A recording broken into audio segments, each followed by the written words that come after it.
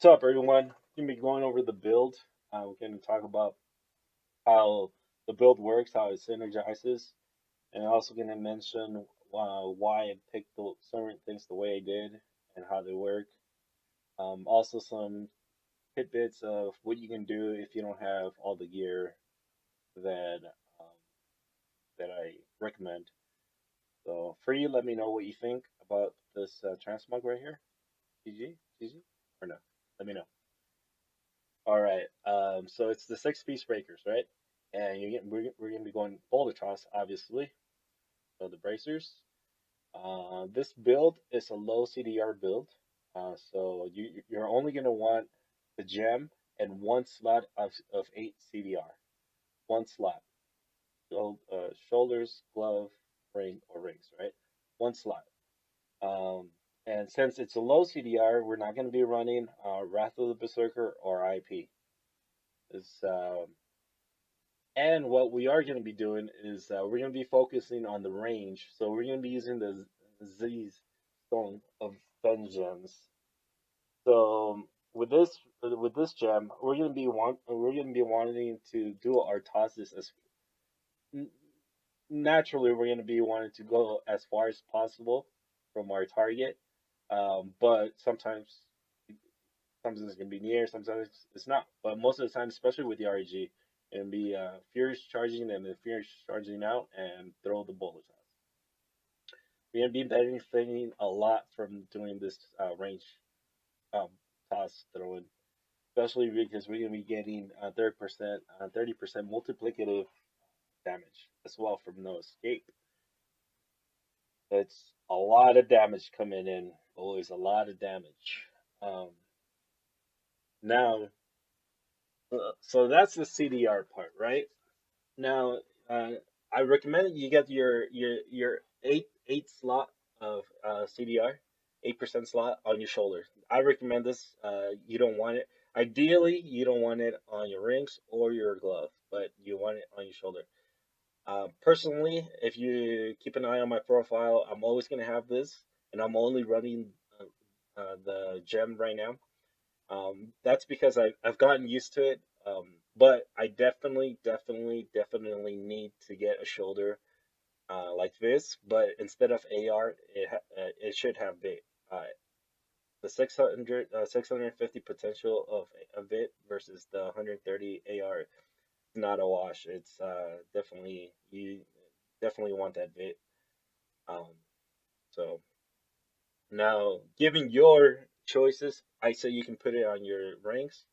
Um, if you have awesome rings, don't bother. You want your rings should be damaged. All your rings should be damaged. So that's why I don't have it.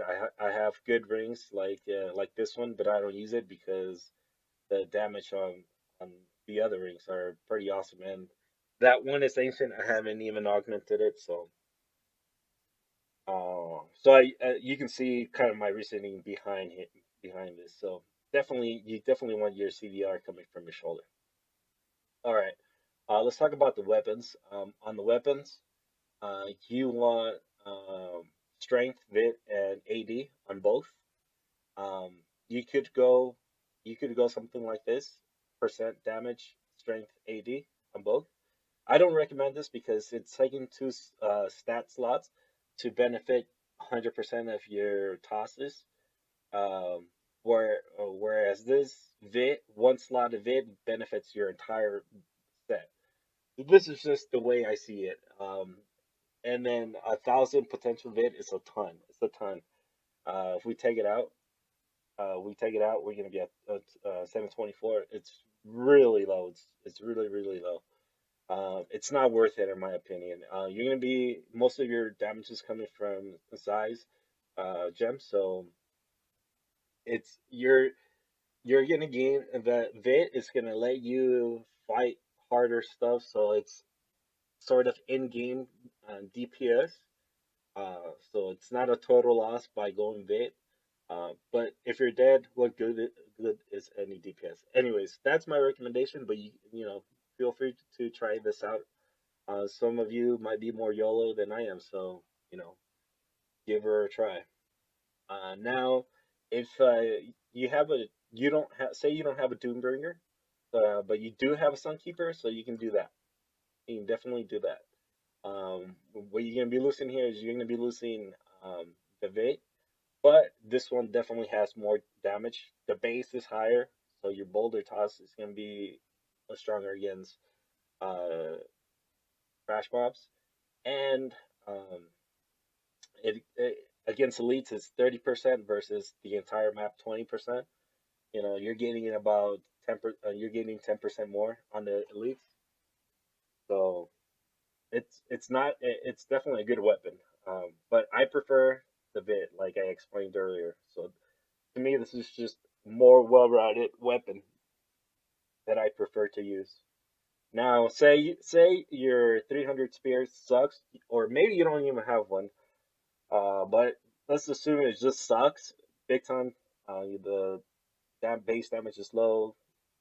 You barely can have any. I mean, let's just say it's terrible. Then you can do this too. Then you can do this. You can rock those and then cube the 300. Now you have this.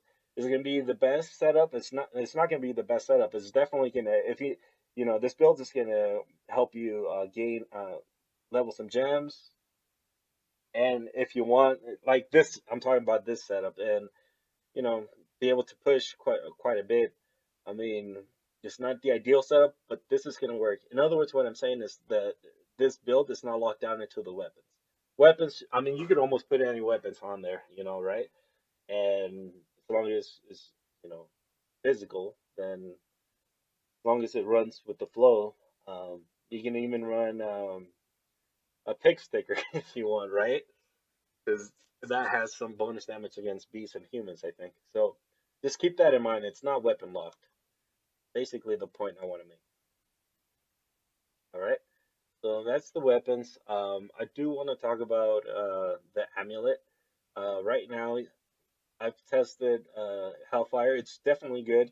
What it does is, if you run it the way I am right now, then you no matter what you need bloodthirst, right? No matter what, and so it leaves no room for nerfs of steel, so you don't have a second chance. Basically, I know this is a really nice passive. So it is I feel like it is a bit of a loss, but right now I'm liking the range damage reduction just because stuff that I wasn't able to stick around to, I'm able to stick around now. Maybe when I go to extreme fishing, maybe I'll swap to the Hellfire Bloodthirst and then put that like that. But at the moment, I'm still digging this setup. I know if you die, if you die, it's not a huge deal as long as because it's not a cooldown base, right? So once you get up, you're gonna be adding. Just you don't lose stacks, you don't lose anything from dying. Besides the time. So it's not a crucial thing to it's definitely a crucial thing to stay alive, but it's not the worst thing in the world to die up to like say 3 times in a map, especially if you're beating it good. You don't want to die, but you know, so that can happen. Now if I win like this and I don't die, and then that becomes a wasted slot, you know, the wasted passive. So, you know, I'm still juggling between but definitely liking the setup right now. About you know with the amulets. Um, so let me go over now. Okay, I'll go over the SnB build variation. Basically, it's very simple. The change is pretty damn simple. So you're gonna put the shield. You're gonna put this helm because this helm is just more. You're gonna maximize on your DPS. Now, if you try the SMB, you feel squishy, then put this. You shouldn't feel squishy. I mean, you shouldn't. But say you just want more vit, right? Right now with this variation, I'm at 846 versus the one close to 1 mil. So you can do this. I mean, gaining up to 15% ancient spear damage on this is not huge. It's not gonna make or break your build. So if you want to go vit, go for it. I mean, I'm just going pure DPS on the set when I'm going SMB because I'm going SnB. So I want to take advantage of that as much as possible. So then you would change these gems right here, and you would put your rubies on.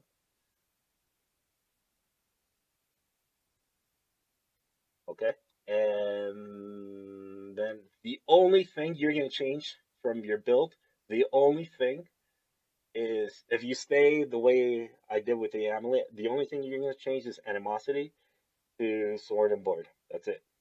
That's it. I don't, really if you want to think, I don't know if ruthless versus animosity, the max fury 20%, 20 points of max fury, for your boulder toss. Um, I don't know how much that equals for damage. Maybe somebody with math with these are my potato calculations. So I think ruthless is better than animosity. I could be totally wrong. Let me know if anybody does math in the forums, neutral or anybody else, or whatever. Let me know. Let me know, guys. This is my potato math. Ruthless over animosity. Okay. Um. So that's the build, right? That's the build. And that's all you're going to change. You're not going to change anything else. And what I want to do now is go over the build. Okay, threatening shout. We're going to go threatening shout with intimidate. We're going to want to move, slow the movement speed. And this is done so we can proc Beta the Trap. Because Beta Trap is normally automatically triggered because a lot of the builds are within what you're fighting. But since this is a ranged build, when we hear charge here and then move out over here, then these guys are not going to be procced by slow. So what we're going to do is we're going to furious charge, bring them in, and then pop the intimidate. And now these guys, even if you leave, they're going to be procced. Um, and you definitely need intimidate, even if ground stop gives you the stunning effect. I'm not 100% sure that procs being able to trap the stun effects, but it could not. But intimidate makes sure it does. Um, Now another way you're gonna be making sure Bane of the Trap gets triggered. Bane of the Trap here. I don't know what's the point of my shield, but you're gonna want your Templar uh, geared this way. You want this at me because when it pulls them in, it slows them. Um, then you're gonna want this Thunder Fury because when it triggers, it slows them. It doesn't matter what percentage. It's 30% for the Thunder Fury, but it just slows them. All you want is for them to be triggered, triggering trap. Now Oculus, this is awesome. I mean, this we're gonna be taking full advantage of this ring. It's multiplicative, so that's 82%. With this build, we like if you were doing the COE, then you're really you can't. It's hard to time the whole COE, your Wrath of the Berserker. That's the high CDR build, and still plan your Oculus because Oculus is random. You don't. I'm sure you can get it sometimes, but you're not gonna get it all the time. So we are gonna be taking advantage of the Oculus ring, all the whole time. Most of the time. I'm not gonna say 100%, but most of the time. Sometimes, and I'll explain. I'll do a run right now and explain when how to take best advantage of it. So so that's the gear right there. I did say if you wanted a CDR glove, you can, but the only way you can have CDR is if you have a glove like this that that has your all the stats you want, CC, critical hit damage, and AD, and you can roll off strength to get to get the cooldown. Then you can, but any other scenario, you want this glove like this, okay? So don't pick CDR over AD.